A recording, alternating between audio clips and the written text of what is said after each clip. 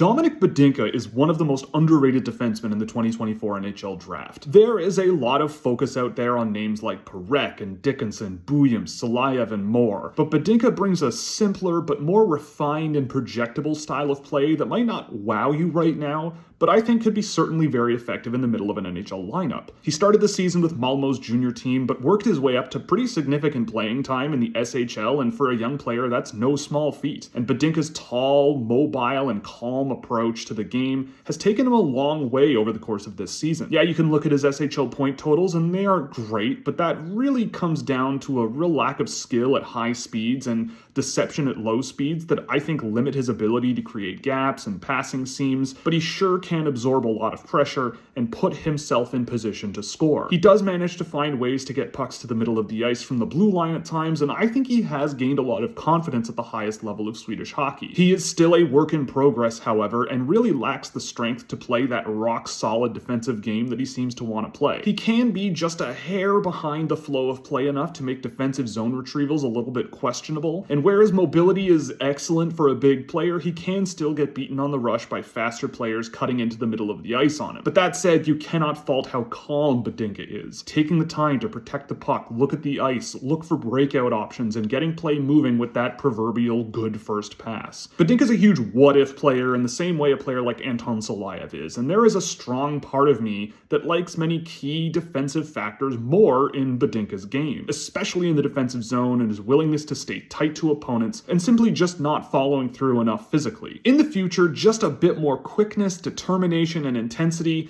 in my opinion, gets Badinka to so many loose pucks and rushing forwards that would have prevented most of the negative SHL moments I saw. Even when getting scored on, you can definitely see that the wheels are turning in the right direction, using speed, scanning the ice to pick off loose pucks and challenge loose pucks, and pick up forwards in scoring position on the rush. Where Badinka goes in the draft is a real mystery to me right now, but with the size, the raw speed, the mobility, and the processing ability while play goes on around him, Badinka's a player who could be a surprise pick in the draft, who comes with pro experience, pro size, solid and effective thinking, and the allure of what he could be in a few years playing at the SHL level for quite a while.